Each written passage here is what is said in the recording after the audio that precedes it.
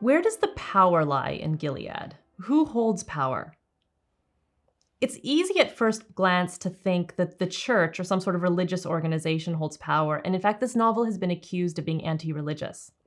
But if you're reading carefully, that's not the case at all. In fact, there doesn't seem to be a church. The Bible is frequently misquoted and edited in very obvious ways, and in fact, Offred calls this out a number of times. And if you're reading carefully, you will notice that Quakers proved to be some of the great heroes in getting women out of Gilead. So clearly this is not anti-religious. There is, of course, the moment when 1 Timothy 2, 9-15 is quoted in full, but maybe we need to remember that context is everything, as Offred says at one point. Because, of course, the context is in a group marriage ceremony of girls as young as 14 to commanders. Because after all, we need to repopulate the world, birth rates are declining, and you can never start too early in making sure that you capture every single fertile moment. But it's really hard to, if we're giving this book a fair reading, misconstrue any of that as being anti-religious, so much as opposed to the misappropriation of the Bible and the use of things like the Bible to manipulate, especially by misrepresenting those very texts. So the church, we really can't say has any power here. Certainly not the church as most of us understand it and hope that it exists in the world. Maybe women's bodies have the power in this story. After all, they have to be covered up most of the time.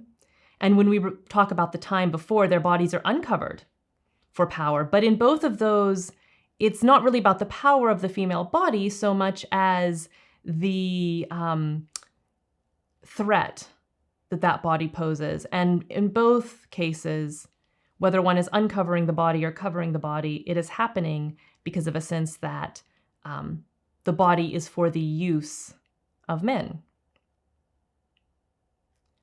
We could say that women hold power in this society, and to a large extent that is true. Of course, there's a deep irony that Serena Joy, the sort of televangelist, singer, political crusader, who I can't help but think is modeled a little bit, at least on Phyllis Schlafly, is rendered voiceless in Gilead because people took her voice seriously. And the irony of that comes through very, very strongly, especially in Offred's early descriptions of Serena. And we could also look at the aunts. They seem to have a tremendous amount of power. And Offred recognizes this. In some ways, it really is a sort of matriarchal culture. Birth is celebrated, and there's almost like a religious cult around birthing. In fact, Offred thinks of her own mother and says, "Mother, wherever you may be, can you hear me? You wanted a woman's culture. Well, now there is one. It isn't what you meant, but it exists. Be thankful for small mercies."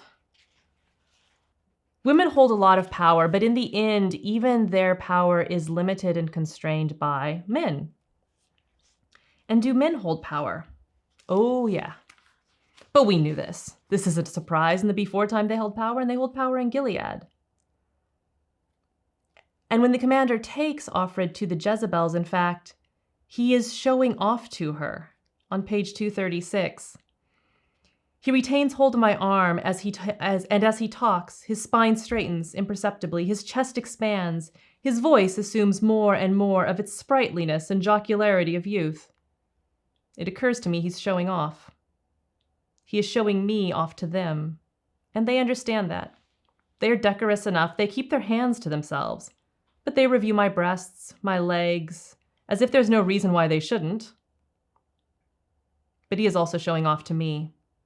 He is demonstrating to me his mastery of the world. He's breaking the rules under their noses, thumbing his nose at them, getting away with it. It's a juvenile display, the whole act, and pathetic. But it's something I understand. Yes, men hold power in this society. But let's face it, if that was the entire point of this novel, it's a kind of pointless novel because we already knew that was the case. That is the case.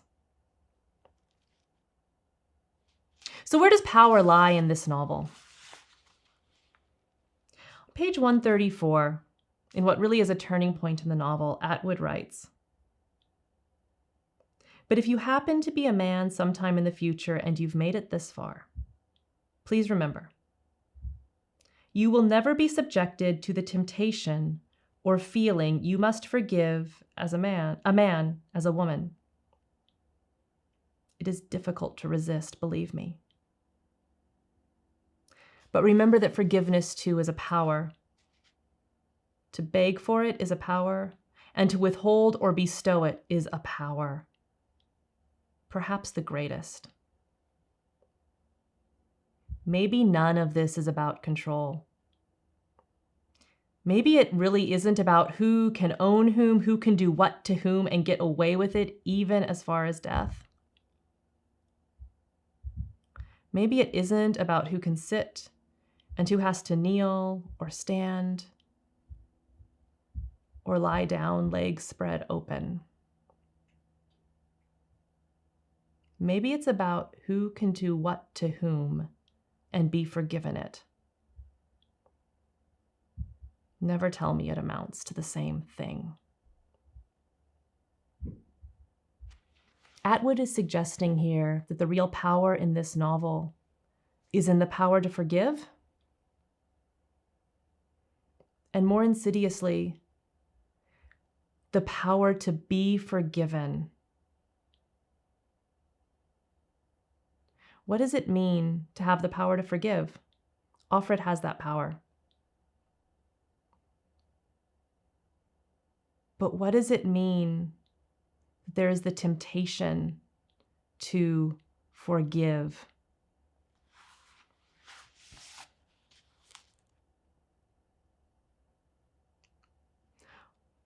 Are there things that can't be forgiven? Are there things that shouldn't be forgiven? Forgiveness is really hard.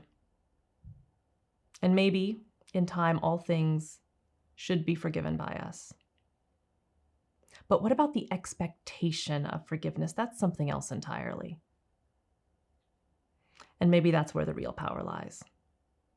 Those who expect to be forgiven and who know they will be, those are the ones who really have power.